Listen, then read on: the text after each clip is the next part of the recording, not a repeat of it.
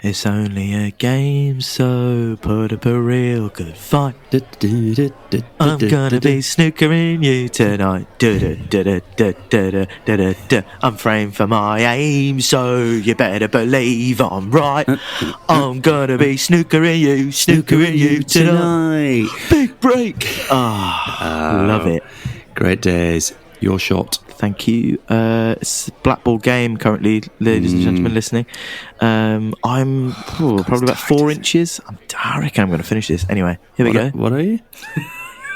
I'm going to finish this off. Oh, finishing off your 4 inches?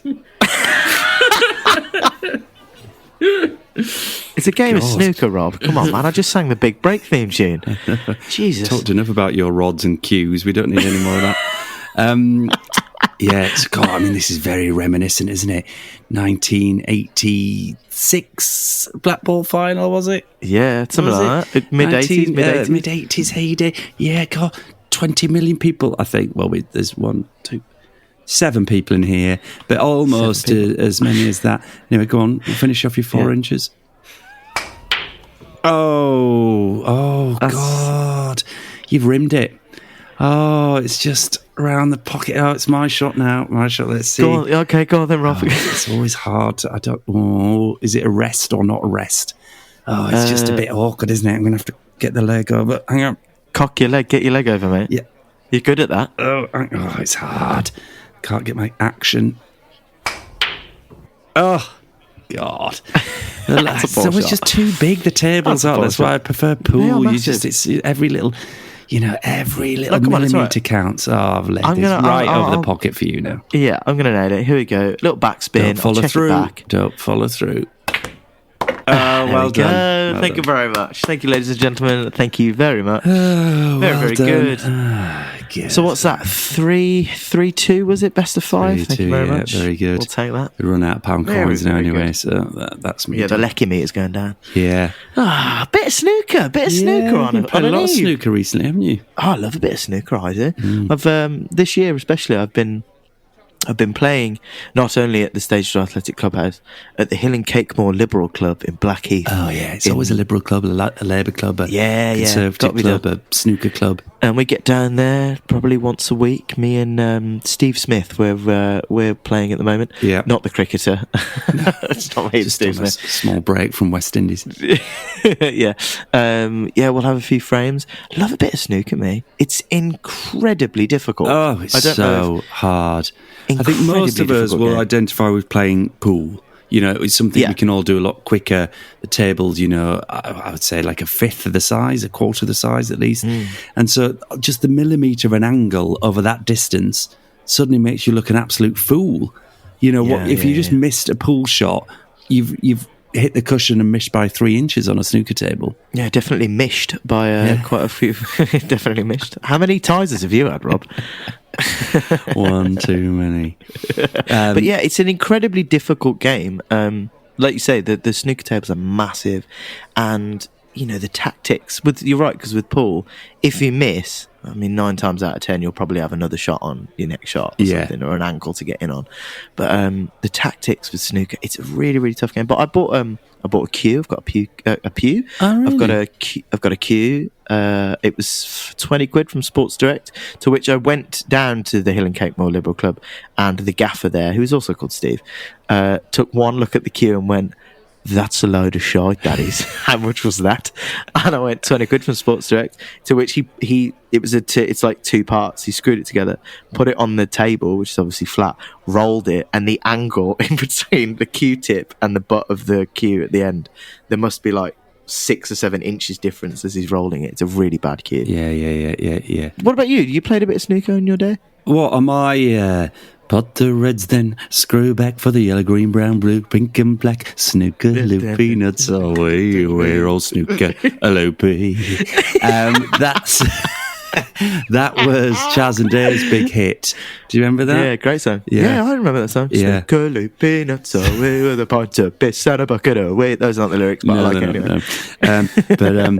Well, my sister dated a really good snooker player for a little while, and in the dining room of our house back in Gawthorpe, we did have a pool table top.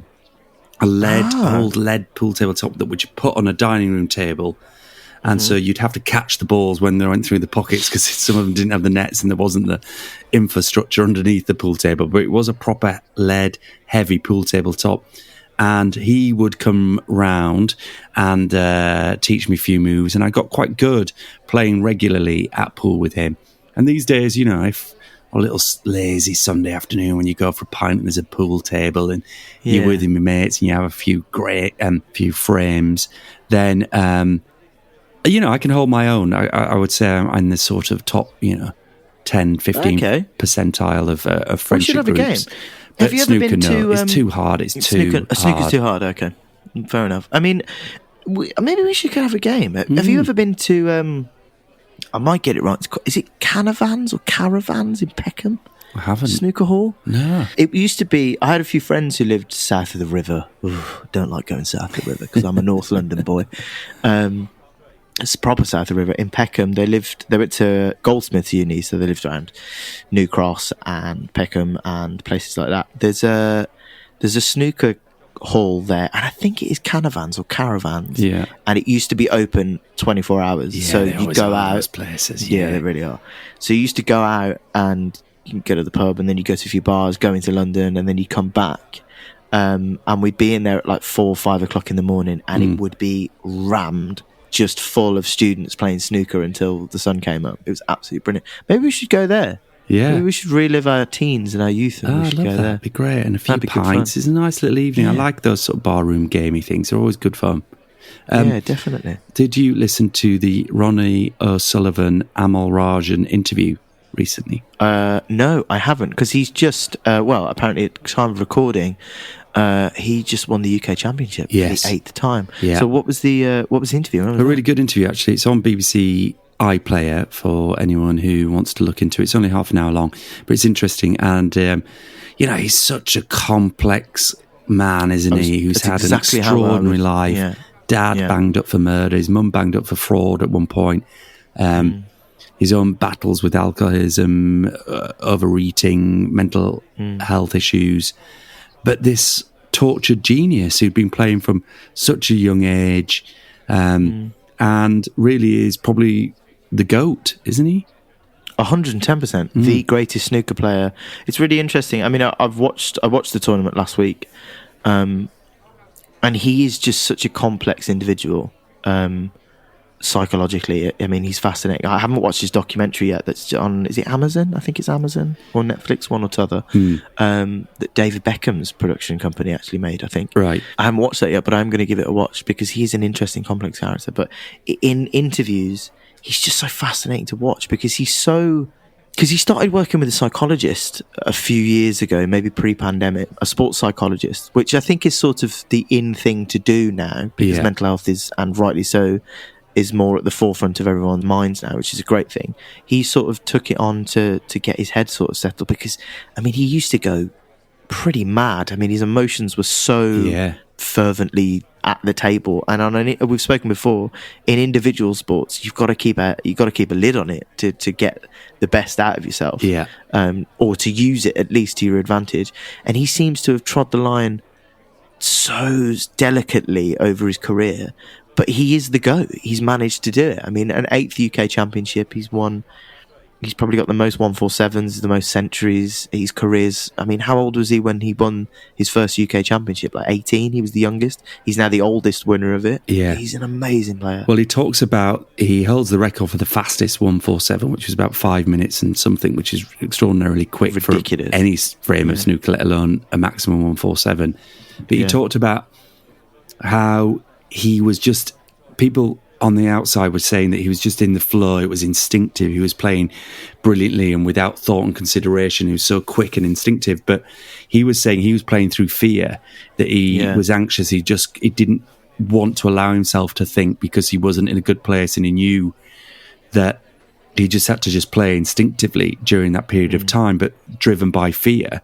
And that was really fascinating. That he also said that he knew he wasn't going to win that tournament that year, even though the outside world was thinking, look at that frame, it's incredible, it's absolutely career-defining. It's never been seen before in snooker. He's the best of all time, etc. Surely he's going to go on and win. And he didn't, and he said he knew he wouldn't because he just wasn't in the right place. And it made me think more broadly about how mindset and where you are in relationship to what you're doing and the instinct and the 100%.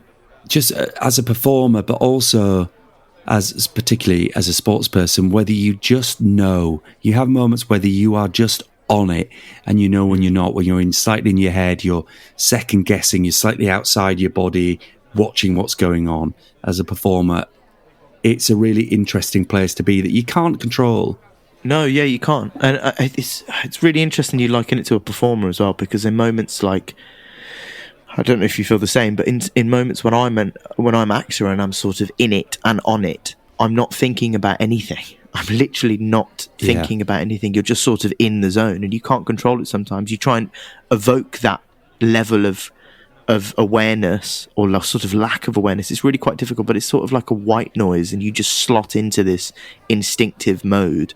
And that's where the best really comes out. And talking about Ronnie and hearing him talk, talking about that, the example you've just given, like, you don't know what's going on in anyone's head at any one given time. No. I mean, he was perceived to be being, totally on it and, just the best player and all that kind of stuff. When inside, he's openly come out and said, I'm shitting myself, but just went on instinct and kind of locked into that zone and carried on and performed. And that's where the best stuff came out of it. But it is a really interesting idea that, like, there's that fine balance between overthinking and underthinking, and it's like the idea of just being and existing and trusting and not overthinking and being in that moment. And he seems to be able to do that. Yeah, and how any professional performer or sports star, that's all well and good. Like, there is the mindset of being in the moment, but that's got to be underpinned by hours upon hours upon hours of rehearsal and technique and practice and training, so that you have the muscle memory and you have the instinct, you have all the options available to you in your body because you've explored them in a rehearsal context a lot, or as a tennis player or a snooker player, you've hit 1 million shots.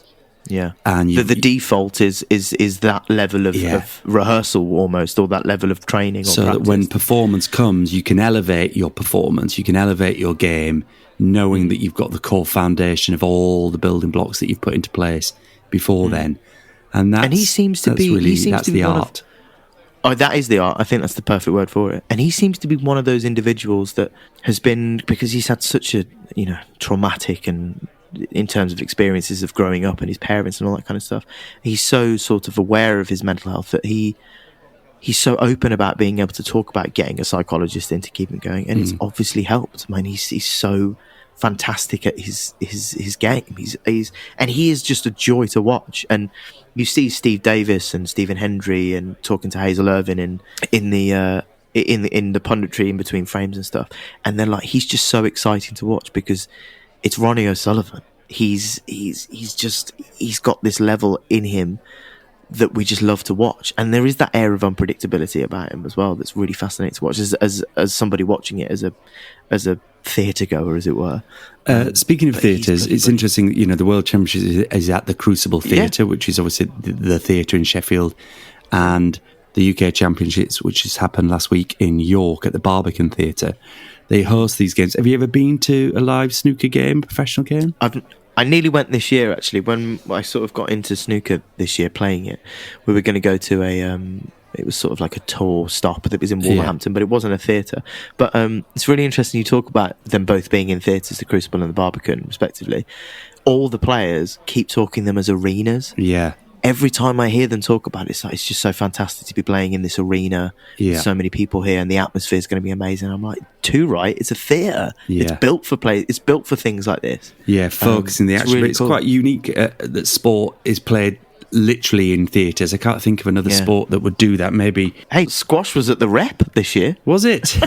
Yeah, they had some squash at the Birmingham Rep this year. Wow, that's mad. Yeah, which is quite bizarre. But yeah, it's hard to think of another. I mean, we talk of sporting theatre, etc., and we banged on about the overlap in our podcast. But there's a lot of move in snooker, isn't there, to try and move it away from the Crucible, the World Championship, and get it in a much bigger arena where they can make the money and sell it to bigger crowds. And there's two schools of thought. A lot of players really love the tradition. It's iconic. They want to go there. There's the intimacy and melting pot crucible, literally the crucible, in terms of that idea of, the flame happening in the hottest point in terms of atmosphere.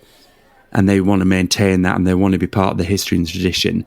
And then there's others are like, it's bloody awful. We're in tiny dressing rooms. The media room's ridiculous. Let's bugger off and get into a big, Wembley Arena or something.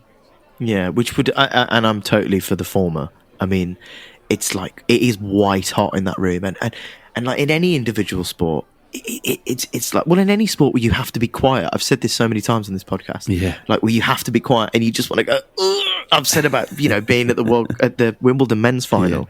You just hear the clinking of champagne and go, oh God. Yeah. And it's the same with, I'd be exactly the same at snooker. It's just white hot precision.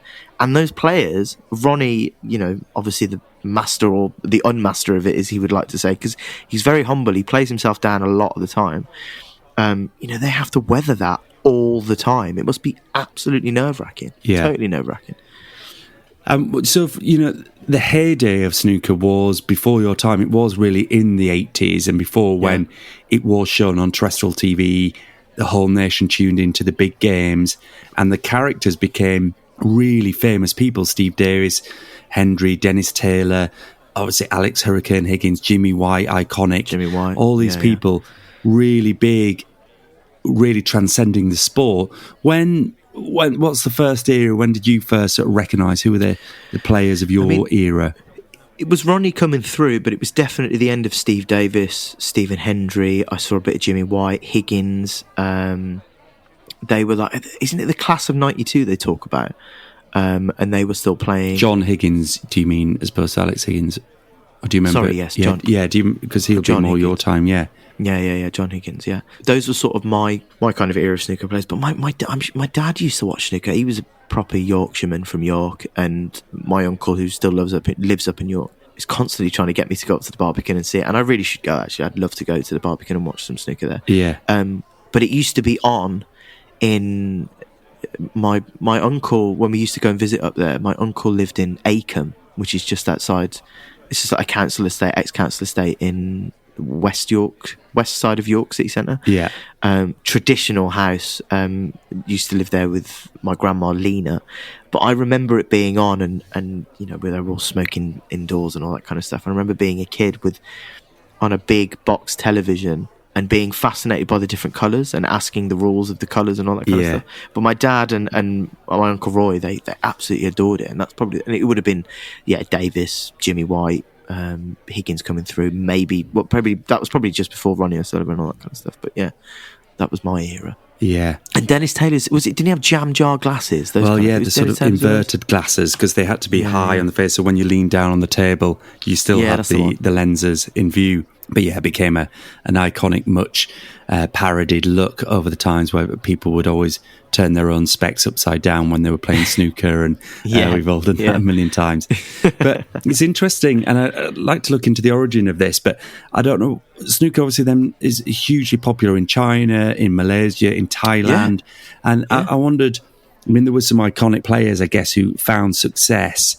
James Watana, I remember as a player. Ding Junhui was a big player. Marco Fu, players like that came to success, and then it's hugely popular in that part of the world.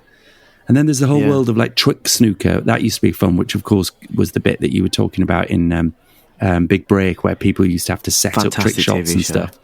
With John Virgo, absolutely fantastic TV show that was. John Virgo, a great commentator, worth note in any future commentary episode.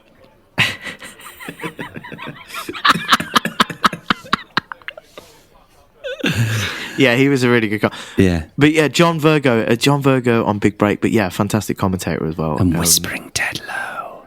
It's Steve Davis now, just here. Lining up the red. This is really crucial to unveil the pink. He's missed it. John Virgo. He's missed it. It's gone wide. Where's the cue ball going? All that kind of stuff. Can't believe he's done that. It's John Parrott then. He was commentating, well, I can't believe he's missed it. Crazy. Doesn't sound like John, but it's just a vaguely Scouse accent. Fair enough. My John Virgo was good, wasn't it? Yeah, and now, of course, Stephen Hendry is managing to transcend his boringness from the table into the commentary box here. And Ronnie O'Sullivan really is one of the most exciting players I've ever seen. He's not that bad. Have you seen his YouTube channel? He's got a YouTube channel now. Stephen Hendry has a YouTube... Stephen Hendry, sorry. Stephen Hendry's got a YouTube channel. Doing what? Yeah, he's got a YouTube channel. Playing snooker. Snooker? Yeah, playing snooker. Fair enough. He gets celebrities him being and all exciting. That kind of stuff. Yeah, just him unboxing new Dr. Dre beats or something. No, he had Ben Foster was on there actually. It was a really good episode. I mean, I love Ben Foster for the Albion, but great, big snooker player, and Stephen Hendry was teaching how to play. I'll send it you actually. It's a really good YouTube channel.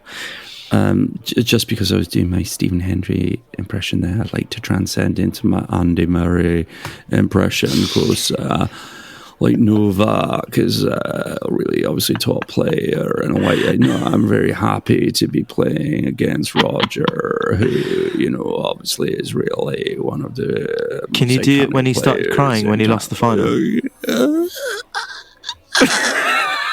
Very good. Yeah. Very good. It sounded like him stepping on a piece of Lego, but it's close enough. Fair enough. That's a good impression. Very good impression. Yeah. Should we rack them up? Yeah, I can go again. Yeah. Yeah. It's only a game, so better believe I'm right. We're gonna be snookering you tonight. Big fake.